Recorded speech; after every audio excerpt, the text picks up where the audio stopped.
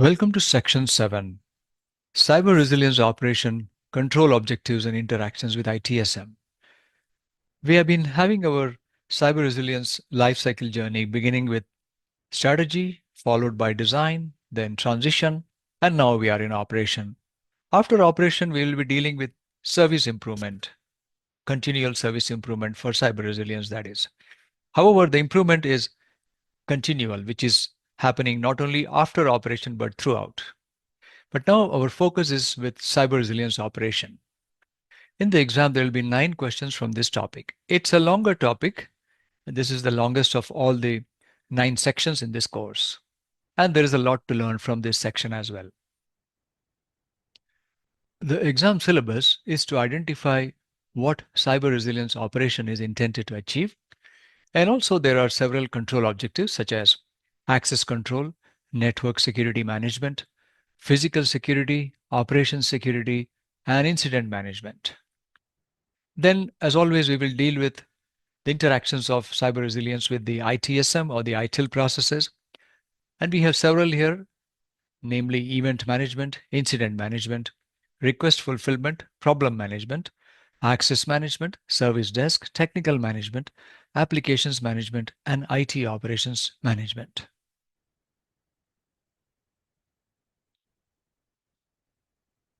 Cyber resilience operation. Everything that was done in strategy, then design and transition is now put into use in preventing, detecting, and resolving cyber incidents. It should be emphasized that the main goal of cyber resilience controls in service operation are to prevent, detect, and correct cyber incidents. So the controls that have been put in place to protect the organization's assets actually have an effect during operation. In the life cycle, most time is spent in operation, and we can see that in the picture to the right, where you have the tiny circle inside, which is the strategy duration. Then we have design, a bit purple there, the triangle or the arc section there, and then which is a little bigger. And then we have transition, the darker part in the arc triangle there as well, which is even tiny. And operation is much big. And then we have continual improvement at the periphery.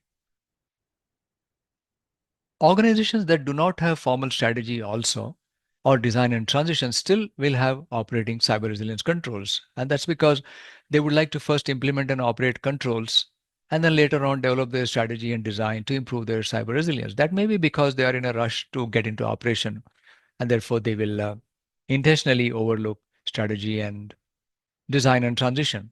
It might not be such a good approach, but some organizations may end up doing that due to certain constraints.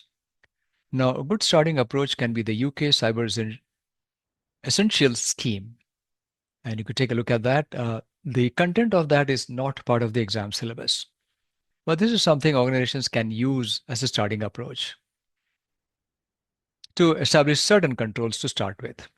These controls must be integrated with all aspects of running the business to provide protection that is required while having smallest possible negative impact on efficiency and effectiveness of normal business operations.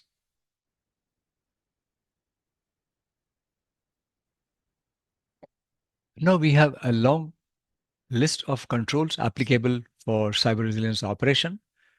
And the control objective in operation is to ensure that the risks to the disruption of operational services are managed. So we have access control, and then we have network security management, physical security, operations security, and cyber resilience incident management. So there are 5. However, within access control, we have several topics: logical access control, business requirements and access policy, authorization, registration and provisioning, identity verification, secure use of systems, authentication and credentials management, which is slightly different from identity verification. Then we have the JML process and access management. JML is for joiners, movers, and leavers. And then access monitoring, review, certification, and compliance. Then we move over to network security management, which is made up of the following: network switch and logical segmentation, detecting and preventing intrusions using IDS, IPS. Those are the intrusion detection and prevention systems. Monitoring and logging after that. Then we have external network connections, firewall management, remote maintenance, wireless access, protecting networks from distributed denial of service attacks, DDoS. Then under physical security, we have the following: physical access control, perimeter security, visitor management, identity badges and passes, equipment siting,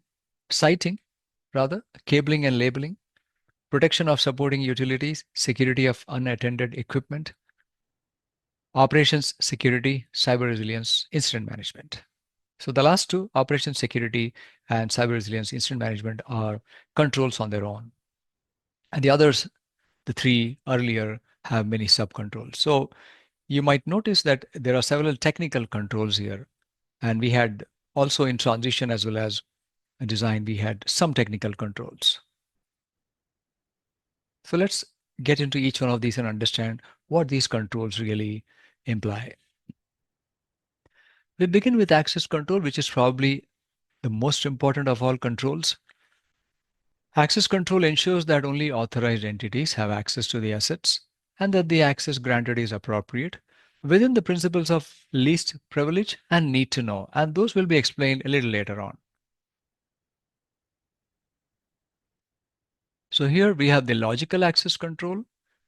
This means access via digital means to information systems and networks.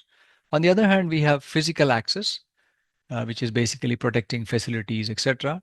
And it can also be electronic access controls to buildings and office areas based on assets contained there. So those are known as physical, whereas logical ones are the digital access to information systems and networks. And the way of working should be that minimum level of access rights should be granted to legitimate users or systems, and to completely stop access from unauthorized users or systems. So that's relating to least privilege and need to know, and we will come to that afterwards. Without access control, the confidentiality, integrity, and availability of sensitive and valuable information cannot be assured. So access control forms the very foundation of cybersecurity and resilience. Now we have logical access control. We continue with that. Information is also covered by law to preserve confidentiality. For example, personal data, financial data, medical records, criminal records, intellectual property, research and development information, business strategy and risk registers are example of sensitive information. And an organization normally will not want everyone inside it to have unlimited access. Of course, they may not allow access to those who are outside the organization. And that's because disclosure of personal data and these kind of sensitive information can cause reputational damage and attract financial penalties, particularly personal data. And disclosure of intellectual property can also cause financial loss. And we have dealt with this a little bit earlier, industrial control systems like SCADA, and a loss of confidentiality or integrity of that could have severe implications for national infrastructure. So organizations subject to data breaches lose the trust of their customers and confidence of shareholders and markets, resulting in huge financial losses. If it's a government organization, loss of such personal data could lead to loss of public confidence with regard to sharing people's information, thus affecting the organization's ability to provide public services.